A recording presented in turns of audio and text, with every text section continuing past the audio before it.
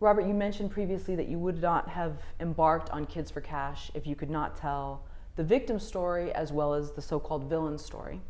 So can you recount to us what it was like the day you actually spoke to Judge Chivarella? And I mean, where were you? What was it like when you approached him to be in this film? Well, I think to start, we really weren't going to make the movie unless we could tell from the villain and victim's point of view, because I think that's like the classic story, you know, and almost from the beginning it seemed like a tale right out of the Charles Dickens book, you know, and so the idea was to see if we could approach him. In fact, my producing partner and I thought, there's no way we're going to get these judges to talk. Why would they? They're about to undertake a federal prosecution. Why would they do it? But I didn't know them, but I knew of them, and I was able to get a meeting with one of the judges, Judge Chivarella, and my pitch was simple. I said, listen, this is a one-dimensional story in the media. You just, maybe perhaps all your life, were scheming to, you know, for this to happen, you know, to raise all this, to put kids away for money. And I don't think it happened that way, but there must be another side to this whole story. And the judge says, well, of course there is. There's always a side, but nobody wants to hear it. And I'm like, well, I'm interested in hearing it. But if you agree to work with us, we're going to tell the story from both perspectives and go wherever it goes. And neither judge knew that they were being filmed? Neither judge, by agreement, knew that they were being filmed, but I can't be sure that they didn't talk among themselves. I'm not sure. Well, they were friends in the very beginning. Oh, sure. And they were enemies at the end. It's hard to know in between if they had talked to each other. I don't know. Right. So where was the first meeting with Judge Chivarella? Where did it take place? First meeting was in his daughter's home. Wow. Because at this point, Judge Chivarella had, you know, sold his home. So he was living with his daughter. So the first meeting was there, and you know, because he was kind of holed up there. I mean, he didn't go out, because when he went out, people would mob him.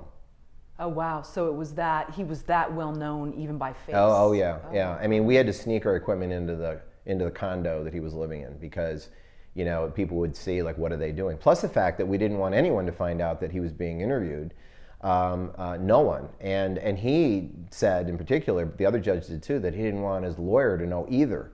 And so it was kind of a burden we had to make sure that we brought our crews in from New York, and, you know, big crew too, a lot of equipment. How are we going to get all this into your place? But we had to do it so that, you know, neighbors and others didn't know what we were doing. And how did you do that? Just putting stuff in bags? Or? Yeah, just making, you know, like small, like going in with, you know, and having lookouts, really, Sure. to see, like, make sure that people didn't know that we were around, and just take stuff in pieces at a time. Show up in multiple vehicles, park different places, you know, so that we didn't have a big crew of people walking into the place. And somehow we did it. It's just amazing to me too that no one knew that we were filming them. And how many meetings did you have with him? We had, you know, maybe 7 or 8 interviews over the course of years with the judges in different places. They weren't all in the same spot. When did you break the news to the families of these kids that you had obtained footage of the 2 judges? One of the things I dreaded in this film was to sharing the film with the families. And all the projects that we've done, nonfiction work that we've done, you know, we say, look, you know, we're going to show you the film before the public sees it, privately. In this particular case, I knew we would do that when it was all done, and I knew that would be the first time they'd find out that the villain, the person they hated the most perhaps in the whole world, was in this movie too. And I dreaded it, because I had developed a rapport, not just with the judges and families, but with both sides. I mean, in other words, I had a rapport with both the villain and the victim, because it's the only way you can get an interview. You know, they had to trust you. Sure. So we went into a regular movie theater, one family at a time, and the first half hour of the time that we blocked was me telling them, first I have to tell you that Judge Chivarella and Judge Conahan are in this movie, and let that sink in. And of course they were all shocked. Some felt betrayed initially. And then we showed the movie, and then we spent the next hour after the movie talking about their feelings about what they just saw.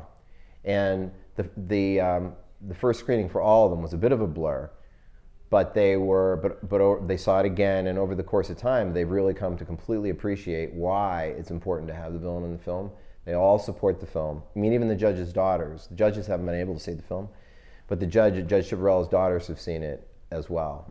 And it's been remarkable. I think it's one of the most remarkable things about the project for me is how the families have reacted to seeing themselves and having their stories, which are so personal, displayed open for the public to see, and how much integrity they have displayed. It's pretty remarkable. So how does that feel to you that you have basically the last footage of both these men's lives? I mean, what kind of responsibility do you feel that places on you, and did that affect you during the filming process? I mean, it's. Well, the responsibility that I felt through all of the project was we're handling people's lives. Even the villains' lives. These are their lives, and even though Chiavarella took the money, he shouldn't have taken the money. He admits to taking the money. He admits that part was wrong. He may never admit to kids for cash. But he also destroyed his family, his entire family, and his friends, and all of it. And they have to live with his legacy. And and I think for us, we just wanted to have an honest portrayal of the stories. And we said that we were not going to take anything anybody says out of context. We had 600 hours of footage, and you can always take and flip when you're editing. Something that's reality shows. That's what it is. It's a constant flip of what people say. So we had to make sure that we stayed true to all the stories, and we did, and I'm very proud of that. And literally, from the journalists to the families to the judges' daughters, no one has come to us and said, we got it wrong, we took something out of context, no, that's not right, that's not what I meant. No one has said that, and I feel really good about that. Knowing that you have two children, 15 and 18, was that right? 13 and 17. Oh, 13 and 17, okay. I'm sorry, 14 and 17. Okay. You must have thought about your own family during the making of this and being a parent. Can you talk about the most emotional moment during your years collecting the interviews for Kids for Cash? I'd say the most emotional moment was listening to the kids tell their stories and, feeling so helpless. The first thing they all talked about was the moment they were handcuffed and shackled.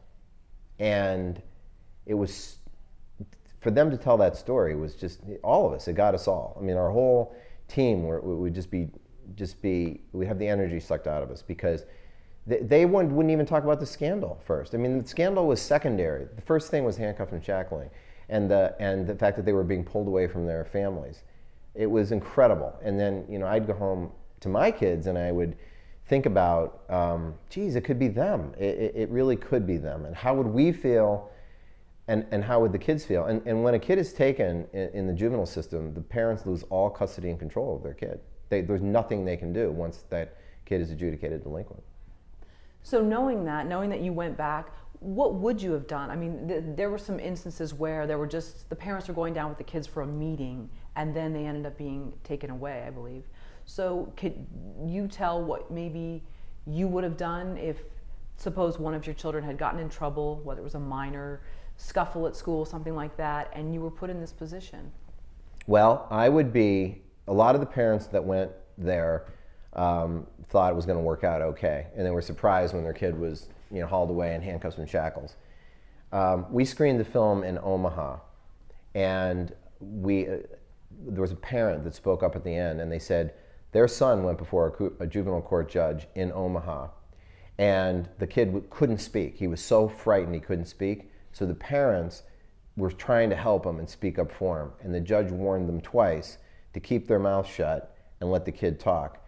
But the third time the parents spoke, the judge literally had the parents handcuffed, shackled, and arrested and taken out of the courtroom in front of the kid, and then shortly thereafter arrested the kid as well. I would have been that parent.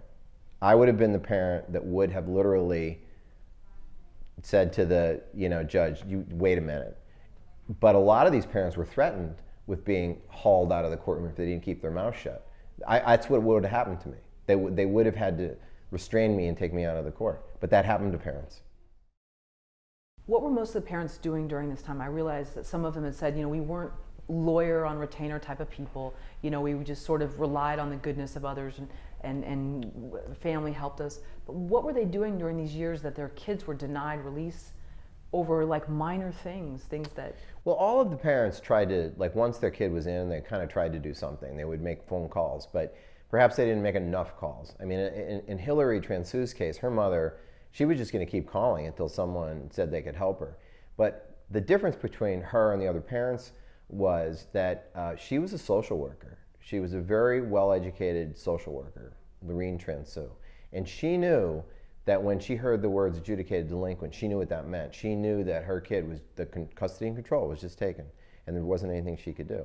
So she had to do something to get her out, and she just was going to keep calling until she found someone. And that's when she found the Juvenile Law Center in Philadelphia, which turned out to be their heroes.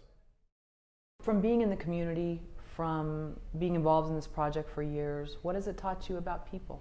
Being in this community in particular that was so zero tolerant, and I was too, like I believed in zero tolerance, even when I had my kids. I mean, I didn't necessarily understand what it meant.